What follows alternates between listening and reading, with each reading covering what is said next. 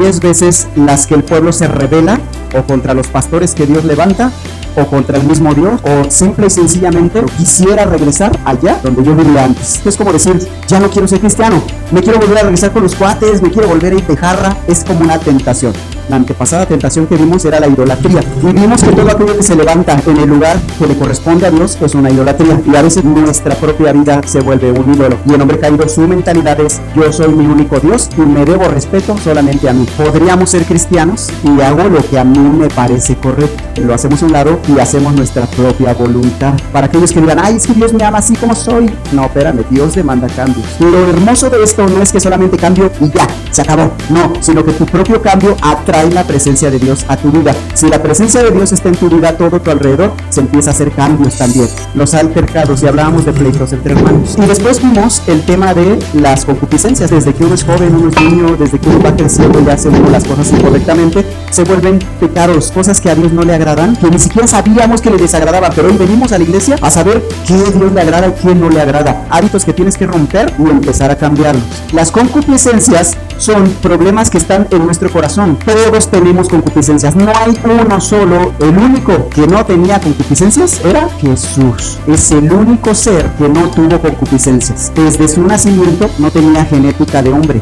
tenía genética directa de Dios. Él no nació con nuestro problema. Nosotros nacimos siendo pecadores y siempre vamos a ser atraídos por nuestras concupiscencias. Empieza por una atracción y después de la atracción viene la seducción. Después de esto viene la concepción. La consumación trajo como consecuencia muerte. En la seducción hay un estira y afloje. Allí es donde tienes que ganar la batalla, en tu cerebro, aquí adentro. No es que lo hagas, sino el simple hecho de que lo piensas. Te estás ensuciando a ti mismo. La orden directa fue esta y ahora se las aviento a ustedes. Limpia tu corazón, cuida tu corazón. Regresamos al mapa del Medio Oriente, ya llevamos un buen trayecto, ¿no? Dice la Biblia en Números capítulo 12 y capítulo 13 y capítulo 14, que van a leer ustedes en su casa, ¿verdad que sí? Estaban en acero. Aquí fue el pleito entre hermanos y aquí mismo fue el tema de la concupiscencia. No toqué ese punto, pero hubo un pleito entre hermanos. Se levantó Aarón y María contra Moisés y se enoja mucho con Aarón y con María y enfermó a María de lepra. Bueno, le cae la lepra a María porque Aarón no. Cuando llegaron a punto de pasar a la tierra prometida, Moisés le quita la túnica a Aarón y Aarón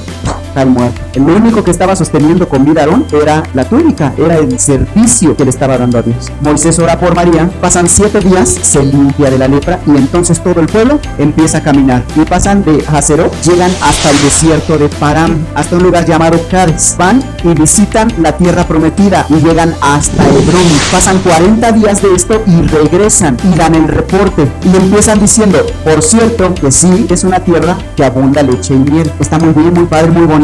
Y después parece que cambian y dice, el pueblo que había ahorita es poderoso, sus ciudades son enormes, fortificadas. Vimos a anaquitas, vimos a merecitas, vimos a hititas, vimos a jebuseos, a amorreos, a cananeos. No podremos subir contra aquel pueblo. Yo pienso que Dios mandó esos espías para probar. En todo problema, en toda angustia, siempre te va a estar probando cómo actúas en medio de las dificultades, en medio de los problemas. No podremos subir contra aquel pueblo porque es más fuerte que nosotros. Tierra que traga a sus moradores. Son hombres de gran estatura, gigantes, raza de gigantes. 3 veces mencionaron a los gigantes. Éramos nosotros, a nuestro parecer, como langostas. Qué exagerados, ¿no? Así les parecíamos también a ellos. Entonces Caleb hizo callar al pueblo delante de Moisés y dijo, subamos luego y tomemos posesión de ella, porque más podremos nosotros que ellos. Cuando suscita este séptimo percance, esta séptima murmuración, Dios emite un juicio. Ninguno de ustedes que vieron todos los poderes que yo hice en Egipto van a entrar a la tierra prometida. A partir de ahí tuvieron que estar caminando en el desierto, dando vueltas y vueltas hasta que matara a esa generación. Los gigantes de los que vamos a hablar, estoy hablando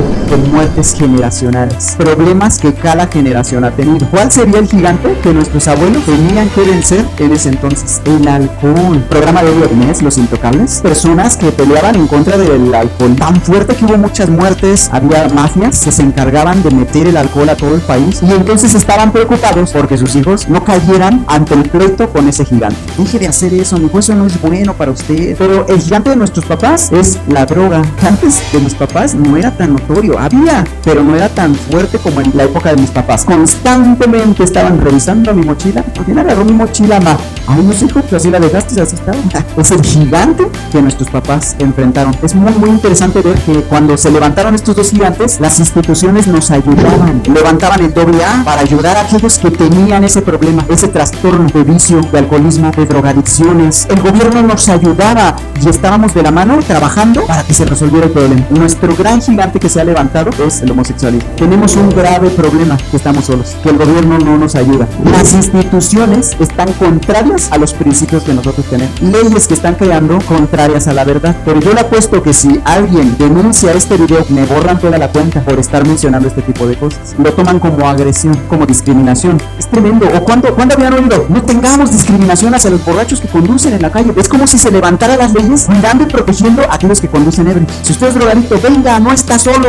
Juntémonos, levantémonos pidiendo por nuestros derechos, que no haya discriminación contra los drogadictos. Miporro.com, suscríbase. Hoy en día todo está contrario. Hay una confusión de valores muy fuerte. Hay de los que llaman a lo malo bueno y a lo bueno malo, que tienen las tinieblas por luz y la luz por tinieblas, que tienen lo amargo por dulce y lo dulce por amargo. Esa luz que se supone que tú estás emitiendo no vaya a ser tinieblas. Están seguros de que llevan luz, pero lo que llevan son tinieblas. Es el morbo de la gente adulta que está inculcando a los pequeños a hacer cosas que no deben de hacer. Van a meter a la cárcel a papás que le hablen a sus hijos que está mal eso, que le digan a sus hijos que están en un error. Quieren encerrar a ministros que digan que eso es un error, y quieren encerrar incluso a psicólogos que se levanten diciendo que eso es un error. Cuando llega a este nivel de perversión, muchas civilizaciones han terminado desapareciendo. Como ejemplo, a Sodoma y Gomorra, que se quisieron meter con los ángeles, y Sodoma y Gomorra terminó destruida. Después vemos a Grecia, es la cuna de la filosofía. Hay filósofos que se levantaron diciendo, no, la forma más sana de tener sexo es hombre con hombre. Es más limpio, es más puro, y mucho homosexualismo, y a partir de ahí Grecia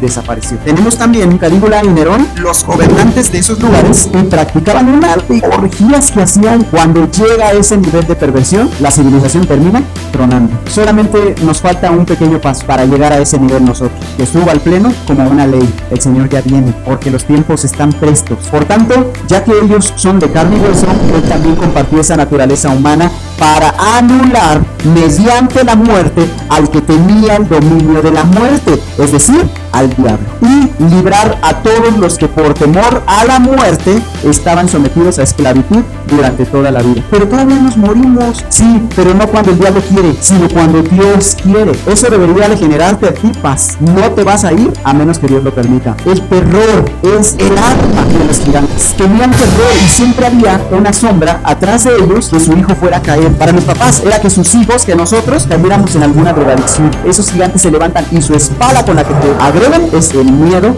que tenemos a que mis hijos caigan en esos problemas. ¿Qué hacemos para conquistar este problema? Hay una teoría que es la teoría humanista, antropocentrista. Es que todo gira alrededor del hombre. Entonces te pido por favor que destruyas toda teoría antropocentrista y que tengas una teoría cristocentrista, que todo gira alrededor de nuestro Señor Jesucristo. Que asumas una vida en la palabra de nuestro Señor Jesucristo. Te lo garantizo, estarás bien tú y tu familia hasta que el Señor venga. Cuando David peleó contra Goliat, o antes de que mataran a Goliat, ¿cuántos muertos hubo? Según la Biblia, ni uno. El primer muerto que cayó fue Goliat. Ese gigante que tanto te amedrentaba es el primero que va a terminar cayendo. ¿Cómo lo hizo David? Teniendo una mentalidad de Dios, una mentalidad cristocéntrica. Envuélvete en Cristo, ama las cosas de Cristo y vas a estar bien. ¿Por qué? Porque es una consecuencia de que sigo a Cristo. David le contestó, tú vienes contra mí con espada, lanza y jabalina, pero yo vengo a ti en el nombre del Señor Todopoderoso, el Dios de los ejércitos de Israel, a quien has desafiado. Hoy mismo el Señor te entregará en mis manos y yo te mataré y te cortaré la cabeza. Así mismo nosotros para con los gigantes generacionales. Córtale la cabeza y tu espada, el Señor Jesucristo.